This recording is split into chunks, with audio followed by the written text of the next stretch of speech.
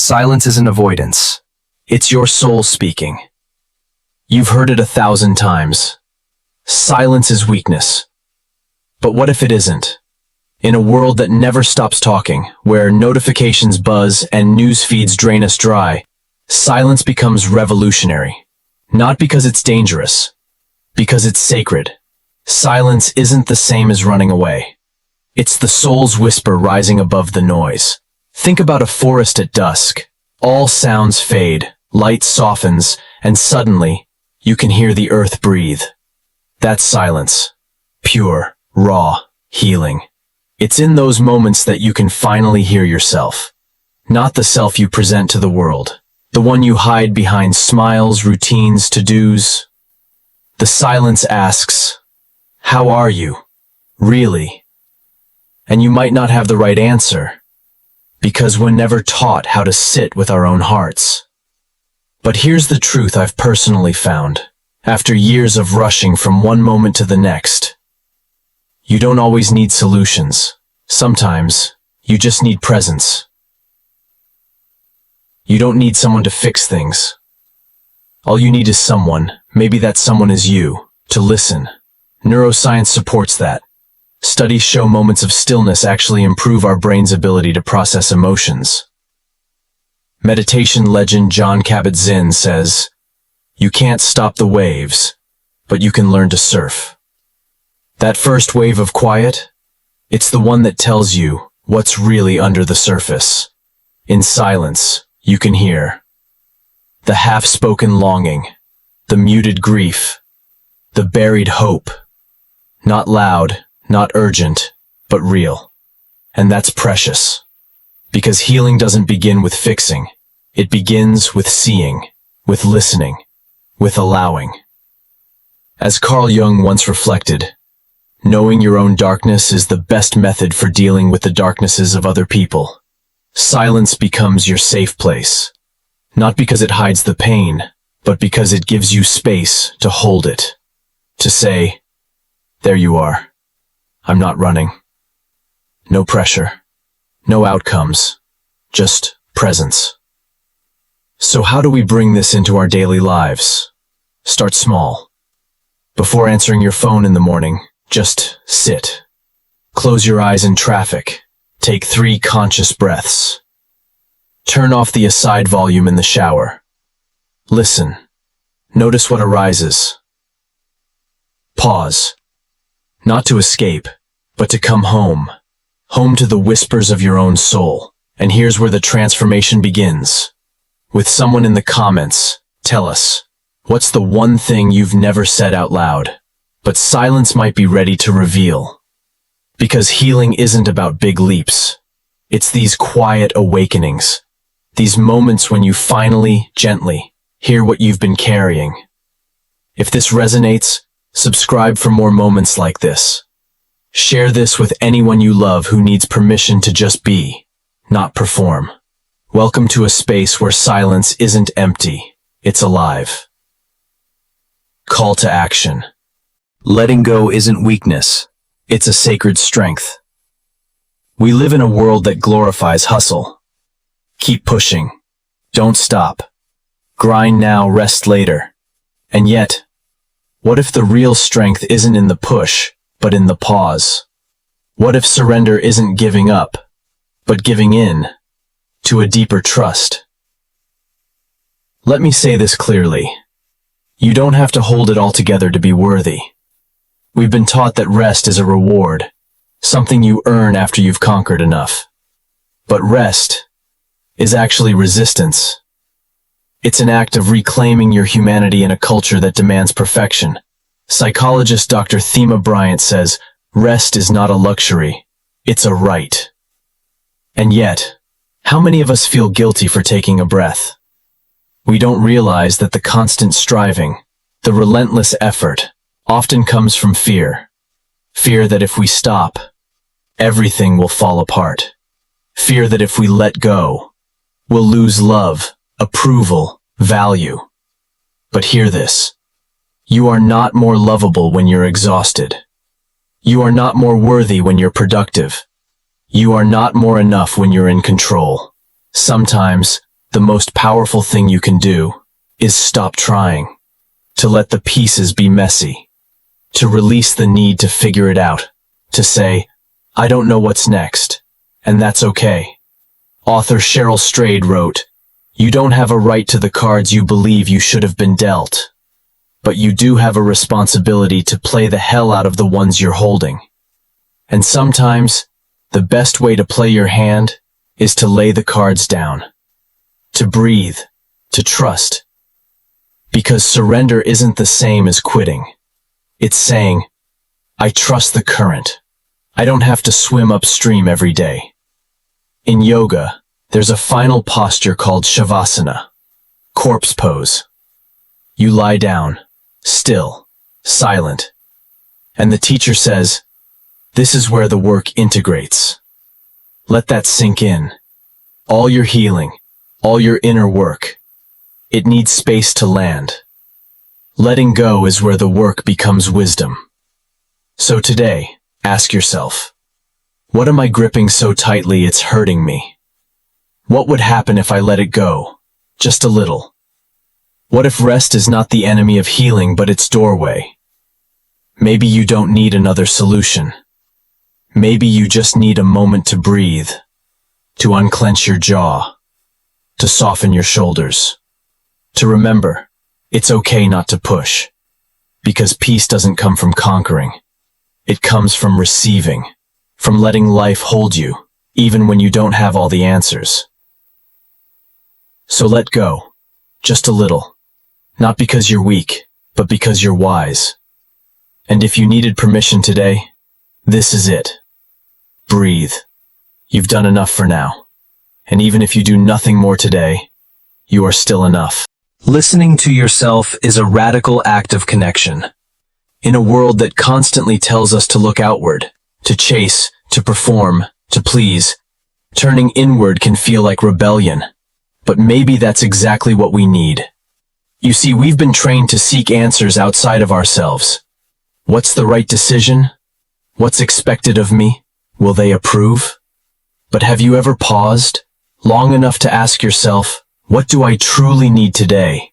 Not what others need from you, not what your calendar says, not what your to-do list screams, but what your heart, your breath, your being is quietly asking for. This one question, simple as it seems, is where healing begins. Psychologist Carl Rogers said, "Curious paradox is that when I accept myself just as I am, then I can change. And to accept yourself, you have to know yourself. To know yourself, you have to listen. And to listen, you need stillness. But here's the problem. Stillness scares us. Why? Because in that silence, we might hear things we've long avoided. The fatigue we've ignored. The longing we've buried. The grief we've pushed past. But here's the beauty. When you start listening, really listening, you don't fall apart. You come home. You meet yourself again. Not as a project to fix, but as a person to embrace. And in that moment, you become your own companion, your own safe space. Think about it. Would you ever ignore a friend who said, "I'm exhausted"? Would you tell them to push harder when they whisper, "I feel lost"? No. You'd listen. You'd hold space. You'd say, "I'm here." So why not offer yourself that same kindness? Author Glennon Doyle puts it this way. If you just stop doing the things you know are not right for you, you will have started already. Listening to yourself isn't selfish. It's sacred. It's how we tune back into what's real. So what does this look like in daily life? Start simple. Before saying yes, pause. Before rushing out the door, breathe. Trolley before scrolling your phone. Ask, what am I really reaching for? These small check-ins become daily rituals. And over time, they become a lifestyle of presence. One where your decisions come from alignment, not obligation. Where your energy is spent with intention, not exhaustion. Where your needs aren't last, they're honored. So today, I invite you. Find a quiet corner. Place a hand over your heart and ask gently, "What do I need right now?" Then listen. Don't judge, don't fix. Just listen. Because this world may never teach you how to come home to yourself, but you can. And when you do, when you truly hear the voice within, you'll find a connection deeper than any applause, any achievement, any approval. You'll find truth. And from there, you'll begin to live not from expectation, but from embodiment. Not every pain needs to be solved. Some just need to be felt. We live in a culture obsessed with answers. We want to understand, diagnose, fix. What's the root of this pain? Why do I feel this way? What's the lesson here? And while insight is beautiful, sometimes it's not what we actually need. Sometimes what we need most is to stop analyzing and just feel. Because not every emotion is a puzzle to solve. Some are simply storms to sit with. Dr. Gabor Mate, a leading trauma expert, once said, "The attempt to escape from pain is what creates more pain." Trying to dissect our sadness, intellectualize our grief, can become a distraction. A subtle way we distance ourselves from the raw truth pulsing inside. Have you ever asked yourself mid-heartache, "Why am I still like this? Why haven't I moved on?" But maybe healing doesn't come from figuring it out. Maybe it comes from allowing it in, from whispering to yourself, "It's okay that I feel this way." Carl Jung wrote, "Emotion is the chief source of becoming conscious." In other words, when you feel fully, you awaken. You deepen your connection to your truth. You stop controlling your emotions and start learning from them. Here's the thing most of us weren't taught. Acceptance isn't passivity. It's power. Because when you stop resisting your sadness, you stop being ruled by it. You feel. When you stop fearing your anger, it loses its grip. When you allow yourself to feel without judgment, that's when the emotion begins to move. And that's what emotion is. Energy in motion.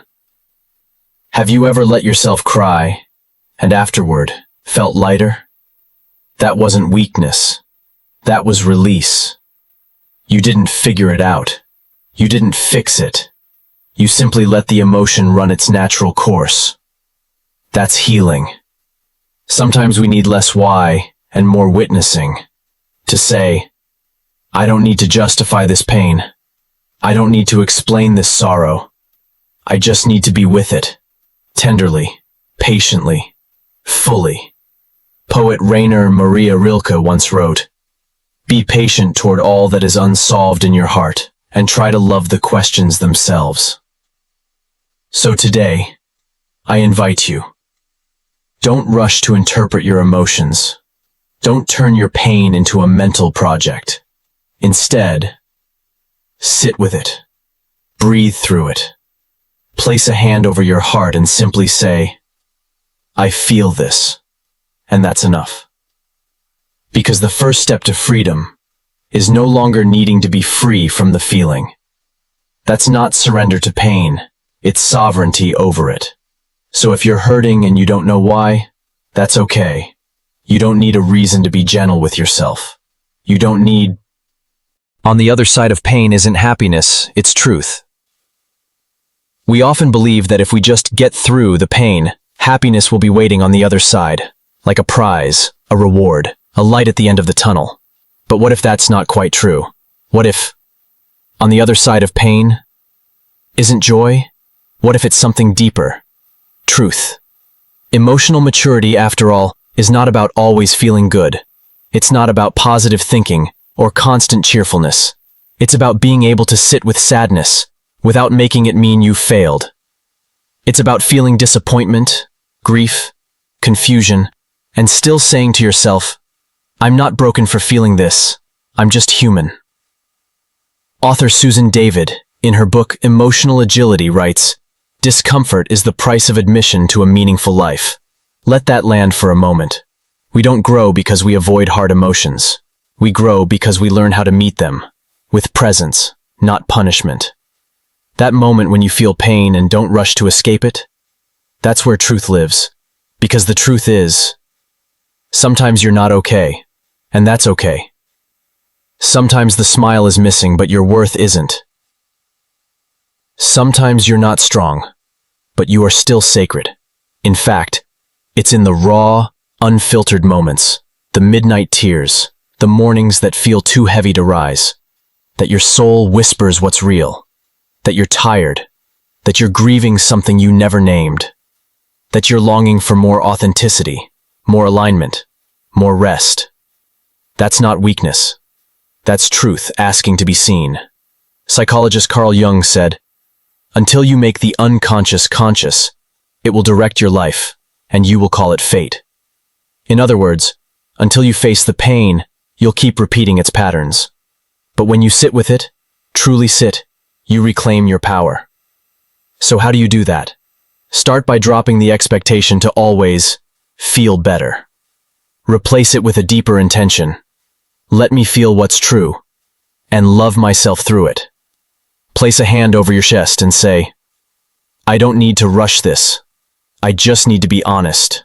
That shift, from fixing to feeling, is where healing begins. So no, the goal isn't constant happiness. It's honesty. It's building a life where all of you is welcome. Not just the smiles, but the sorrow too. As Buddhist teacher Jack Kornfield said, the willingness to face pain, to be present for our own suffering, is what opens the heart to true compassion.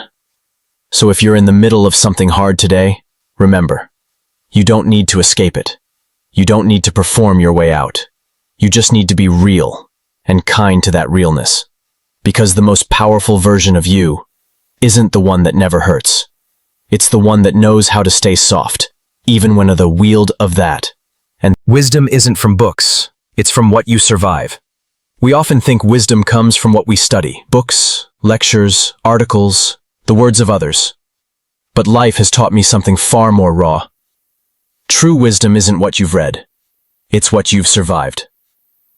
Oprah Winfrey once said, "Turn your wounds into wisdom." And that isn't just a quote, it's a roadmap. Think about the most grounded, comforting person you know. Are they wise because they've memorized philosophy? Or because they've fallen hard and still show up with compassion? The deepest people I've ever met don't wear their past like armor. They wear it like light. They don't pretend to have all the answers, but they have presence. And that presence, the ability to sit with another in their pain without trying to fix it, is rare. It's holy. Elizabeth Kubler-Ross, a pioneer in grief psychology, wrote, "The most beautiful people we have known are those who have known defeat, suffering, struggle, and loss, and have found their way out of the depths. They are not untouched by pain. They are transformed by it." So, if you've ever felt like you're behind because you don't have a degree, or the right vocabulary, or polished answers, remember this. Wisdom isn't measured by how much you speak. It's revealed in how deeply you've lived. It's in the way you soften when others harden. It's in the way you forgive without being asked. It's in how you keep showing up, heart open, even when the world told you to shut down. And that wisdom, it doesn't need applause. It just needs you to honor it. So I want to ask you now, what's one thing you've learned, not from a book, but from something that nearly broke you? Drop it in the comments. Let your story become someone else's survival guide, because the world needs more of your lived truth, not perfectly packaged, but honestly shared. You're not just learning. You're living the kind of wisdom the world is hungry for. Peace doesn't come from perfection, but from presence. We often chase peace like it's a finish line, when in hearing something and feel calm in other way to exhale and enter the same, but still concurge it with each news them third of the open. But the first two batters, by ways they are being more that their peace forgetting program, but takes in each ways we something certain from all the peace and trolls and a disability to developing. One said the ways this said it, worry does not empty tomorrow of its sorrow, it empties today of its strength. That's the cost of waiting for peace to come from the outside. We lose the gift of what's already here. Think about it. How often do we say, I'll relax when this is over. I'll feel better once this is fixed. I'll be okay when they finally understand me. But life isn't on pause while we wait for everything to be okay. Life is happening right now, and you get to decide, in the middle of the storm, in the middle of the not yet, to root yourself in something deeper. That's what peace is. It's not the absence of struggle. It's the presence of self. It's not about fixing every loose end. It's about sitting in the mess and still saying, I'm here. I'm breathing. I'm enough. Thich Nhat wrote, smile, breathe, and go slowly. Because in that slow return to yourself, peace quietly begins to grow. Even when it's hard. Even when you're afraid. Even when you don't have the answers yet. So I ask you, what if today, peace wasn't something you earned, but something you allowed? What if you let yourself rest without solving everything? What if, for just this moment, you trusted that you don't have to chase calm? You can create it, not by doing more, but by softening. Because peace isn't a reward for perfection. And the more you choose to stay with yourself, especially when life feels chaotic, the more unshakable you become. So if the winds are howling today, don't run, don't fight. Just ground yourself in the truth that you are not the storm. You are the stillness, learning how to hold it.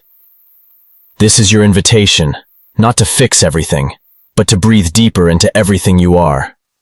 And if this message stirred something in you, share it, like it.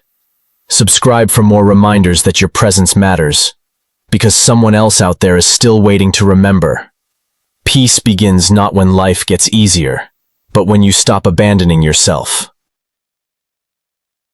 If you found some stillness here, like and share. Let's build a peaceful community.